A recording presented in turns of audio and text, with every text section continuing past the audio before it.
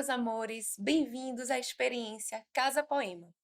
Nesse curso, vocês vão aprender a desenvolver a escrita de vocês como se estivessem aprendendo a construir uma casa.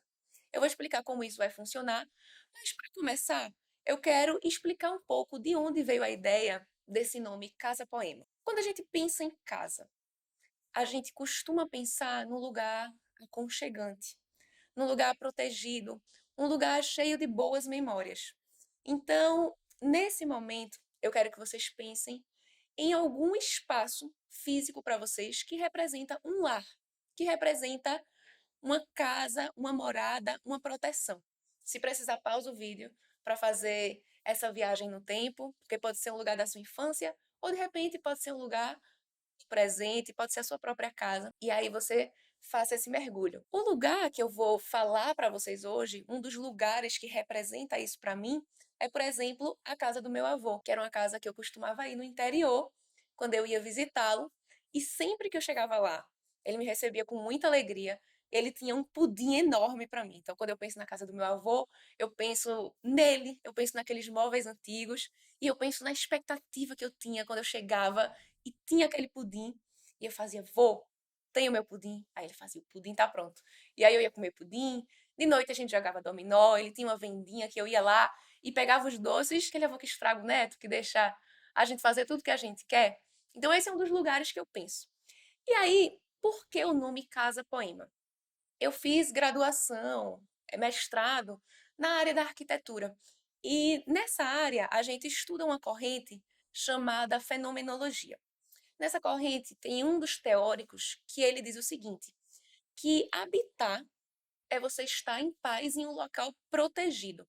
Então ele traz esse conceito da casa, da morada, do espaço, para essa sensação de proteção interior. E o que eu quero dizer para vocês?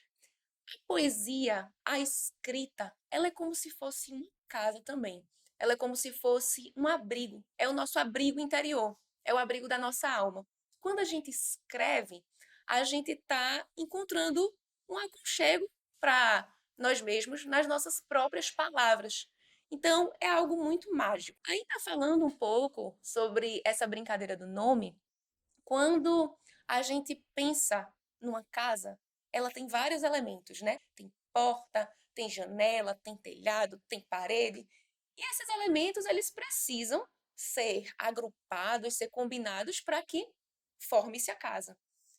Na poesia, né, no poema, na verdade, o texto em verso, ele também tem vários elementos. Então, tem palavras, tem rimas, tem estrofes, e a gente vai brincando com esses elementos até que se tenha o poema. Na minha concepção, um pouco lúdica também, eu assemelho muito a casa com um poema. Foi assim que eu terminei, inclusive, o meu trabalho de graduação, foi fazendo essa brincadeira de misturar. E hoje eu trago para vocês, nesse universo do Casa Poema, a oportunidade de vocês aprenderem a escrever através de uma metáfora, que é a construção de uma casa. Então, a gente vai passar aqui por 6 etapas. A primeira é o módulo de você preparar o seu terreno. Então, o módulo 1, preparando o terreno. O módulo 2, você vai passar pela fase de colocar estrutura na sua casa. O módulo 3 você vai subir as paredes. O módulo 4 você vai colocar a coberta. No módulo 5 você vai colocar as portas, janelas e acabamentos. E no módulo 6 você vai construir o seu vilarejo. Claro que essa é uma metáfora, né? Uma brincadeira, é uma forma lúdica para que você possa aprender a escrita, tanto como forma de autoconhecimento, mas depois que passar esse momento de você aprender a escrita como autoconhecimento, como uma forma de terapia, você também já mergulhar no universo da escrita de uma forma um pouco mais densa, e é aqui a gente vai dar prioridade aos gêneros da poesia e da crônica. Então, eu espero que vocês gostem do curso, que vocês curtam esse percurso. E embora eu esteja usando aqui a analogia da casa, esse é um curso essencialmente de escrita, tá, gente? Não aconselho que vocês peguem os módulos desse curso para construir uma casa. Mas o que eu quero dizer aqui é que a gente vai focar na escrita em duas vertentes. Primeiro, a escrita como autoconhecimento, como forma de você mergulhar dentro de si, você se entender. Muitas vezes a gente está ali escrevendo e a gente consegue dar vazão a tantas coisas que estão nos machucando.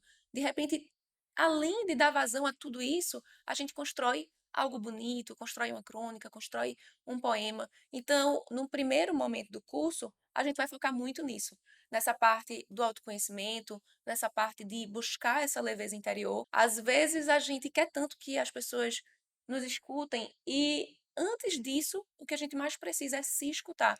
E a escrita é uma ferramenta muito boa para isso. E no outro momento do curso, a gente vai focar realmente nessa parte de estimular a criatividade.